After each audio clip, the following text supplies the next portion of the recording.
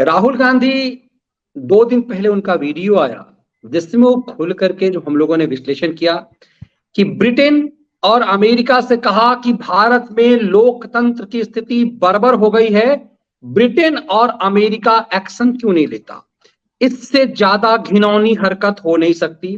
पूरे देश में थू थू होने लगी तो पलटी मार गए हैं और राहुल के तमाम चेले चपाटे सोशल मीडिया पर आकर के यह कहना शुरू कर दिया है कि राहुल गांधी ने जो कुछ भी कहा है वो आरएसएस के लिए कहा है,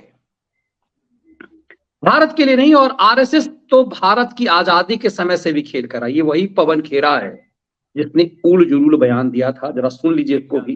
अरेस्ट करते हैं, लोगों को जहाज से उतारते हैं, वो पूरा विश्व देखता है। वो ऐसा नहीं कि आपने देश की धरती पर कर दिया तो देश की धरती को ही मालूम पड़ा और बाकियों को नहीं मालूम पड़ा। ये 17वीं शताब्दी नहीं है। रही बात राहुल गांधी जी की वक्तव्य की, तो उन्होंने तो बड़ा स्पष्ट वक्तव्य दिया है कि 140 करोड़ की हमारी हिंदुस्तान की जनता सक्षम है इन चुनौतियों का मुकाबला करने। वो चुनौतियां जो आप लोकतंत्र के सामने ला रहे हैं, हम सक्षम हैं। और कांग्रेस पार्टी तो कहीं ज्यादा सक्षम है।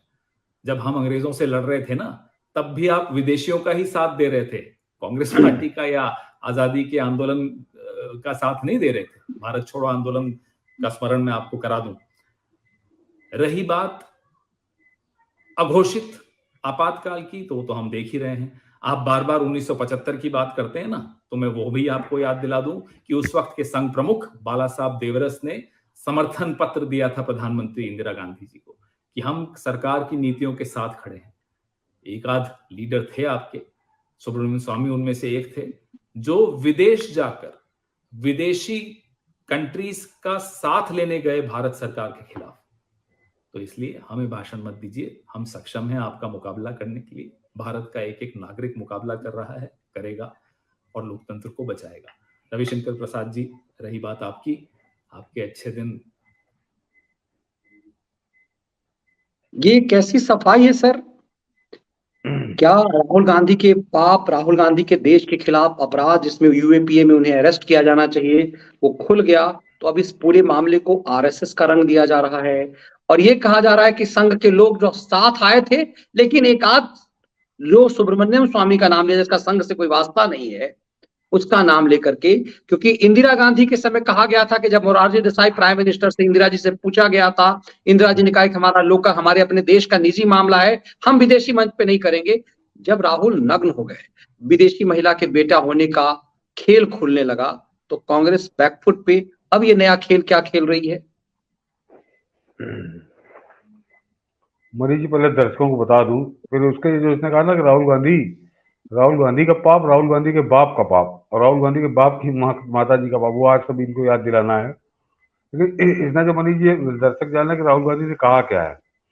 राहुल गांधी ने उन्होंने कहा कि भारत में डेमोक्रेटिक कंपटीशन का तरीका पूरी तरह से बदल गया है।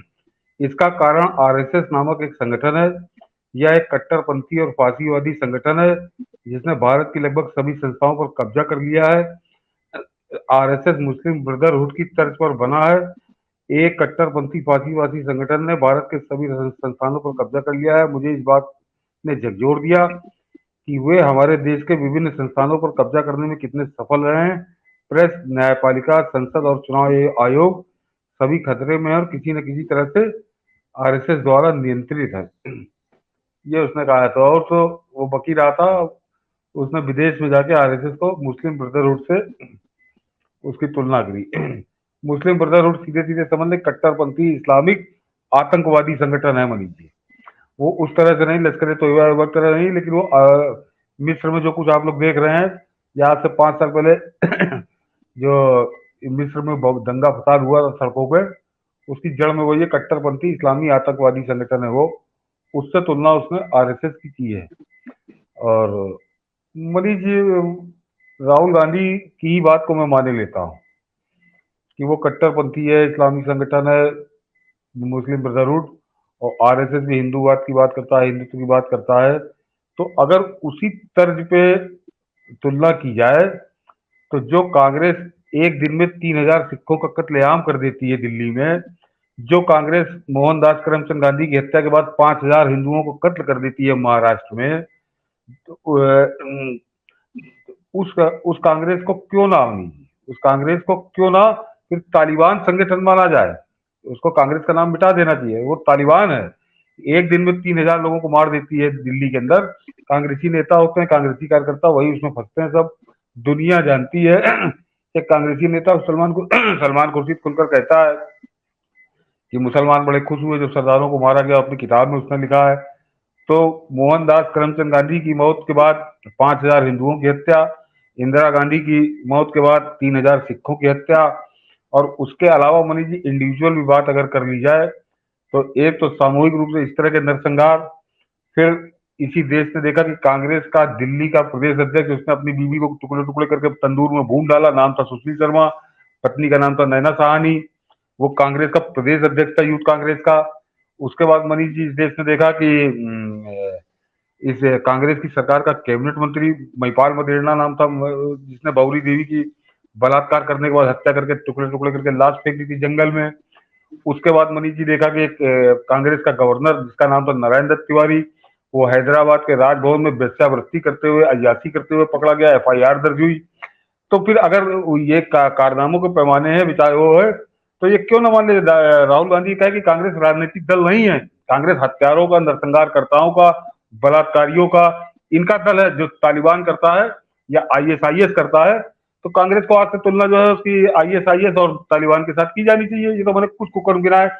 एक इनका मनीष जी लखनऊ पकड़ा गया था, नजीर हुसैन या नाजिर हुसैन नाम था, वो हीरोइन के पूरे उसके घर में बरामद हुई थी, रास्ते में नहीं पकड़ा, उसके घर में समझिए सैकड़ों किलो हीरोइन के साथ वो पकड़ा गया था। वो कांग्रेस का नेता था, विधायक था वो। तो जिसके यहाँ ड्रग स्मगलर, हत्यारे, नरसंहार करता, इस टाइप के लोग हो जो सीधे सीधे एक एक दिन में 3-3 हजार लोगों को मौत के घाट उतार देती है जो पार्टी, वो भी सड़कों के ऊपर, तो वो तो ISIS तालिबान है। ऐसा तो कोई इतिहास कम से कम RSS का तो नहीं है इस देश में। तो पहले राहुल गांधी को सुधार करना चाहिए कांग्रेस के लिए, उसको कहना चाहिए कि अब इसको तालिबान मानिए, अब ये हमारी राजनीतिक दल नहीं है। तो पहला तो उससे ये कह रहा है। दूसरा मनीष जी, राहुल गांधी कहना क्या चाहता है, वो जो अभी आपने पवन खेड़ा का सुनवाया, उस पर उसने कहा कि एक तो आजादी की लड़ाई हमने लड़ी। तो एक बार फिर से मनीष जी याद दिला दूं इनको दुष्टों को कि 1885 में जब बनी थी कांग्रेस, और जिस दिन बनी थी मनीष जी, ये उस दिन की घटना बता रहा हूँ और अभी बताता हूँ कि क्या कहा गया था, क्या सुना गया था, क्या लिखा हुआ है।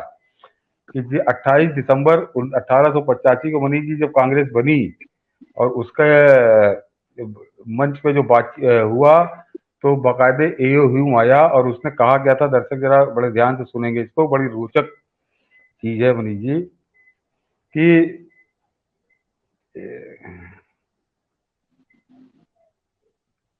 हाँ, कि जब आया तो मनीष जी जब सभा खत्म हुई, कांग्रेस का गठन हो गया, तो सब प्रस्तावों के बाद धन्यवाद आदि हुए, जिनमें मिस्टर ह्यूम को विशेष धन्यवाद दिएगा।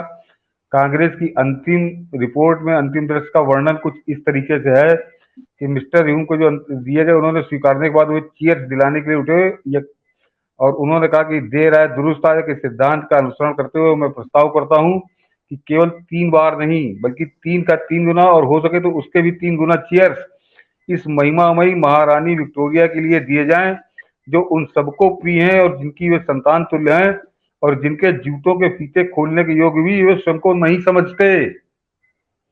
ये AO ह्यूम जब वो कांग्रेस, हाँ, संस्थापक का कांग्रेस की संस्थापना वाले दिन, जिस दिन कांग्रेस की स्थापना हो गई, उसके बाद जो पहला बयान हुआ आया, वो AO ह्यूम का ये था कि हम लोग 3 चीयर्स से कहा जाता है कि 3 चीयर्स करें उस महारानी का जिसके जूते के फीते खोलने योग्य हम लोग नहीं है।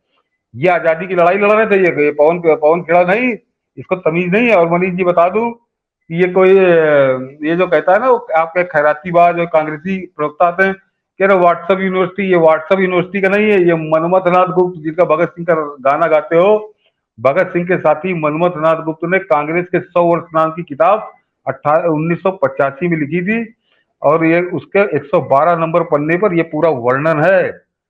तो समझ लो ये व्हाट्सएप यूनिवर्सिटी नहीं है। कि जिस दिन कांग्रेस की स्थापना हुई थी उस दिन कांग्रेस का संस्थापक अध्यक्ष और जितने वो नेता थे कांग्रेसी, वो खड़े हुए उन्होंने 3 चीयर्स किया क्वीन विक्टोरिया के लिए, और उसके बाद ए रूम ने कहा कि उनके लिए चीयर्स करो जिनके तुम जूतों के पीछे बांधने लायक नहीं हो।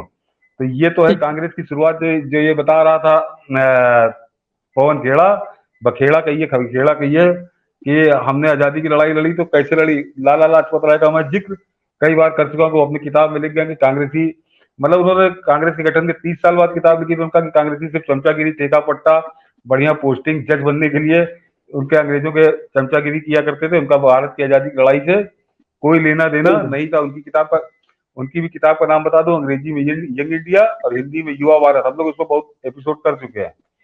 और तीसरा बता दूं, जिसने कहा कि भारत छोड़ो आंदोलन, तो वो तो इसने अच्छी याद दिला दी। इसको आज फिर दर्शकों को याद दिला दूं कि मनीष जी, भारत छोड़ो आंदोलन में कैसे लड़ रही थी कांग्रेस और कैसे लड़ रहा था नेहरू परिवार।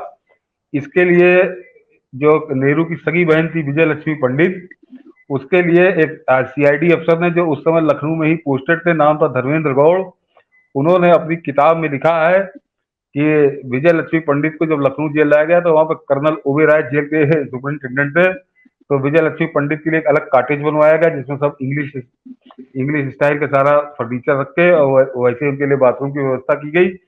और विजय लक्ष्मी पंडित कर्नल ओबेरॉय के साथ कार में बैठ के मेफेयर सिनेमा में पिक्चर देखने भी जेल से चली जाया करती थी।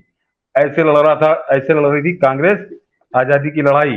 तो ये जो पवन खेड़ा बड़ा काला मुंह है, बड़ा काला चेहरा है कांग्रेस का, जब ये इस तरह की बातें करता है और जब आरएसएस पे उंगली उठाता है, तो जरा पहले अपनी गिरेबान में जाके कि ये कर क्या रहा था। और ये तो मनीष जी सब जानते हैं कि चंद्रशेखर आजाद का जो बलिदान हुआ उसमें नेहरू की भूमिका को लेकर आज तक तरह तरह की बातें की जाती है। मैंने 3 बड़ी मोटी चीजें बताई कि जिस दिन बना था उस दिन वो बता रहा था ये हूँ कि तुम लोग जो है जूते फीते खोलने लायक नहीं हो। ये कांग्रेसी 3 चीयर्स उसके लिए कर रहे थे।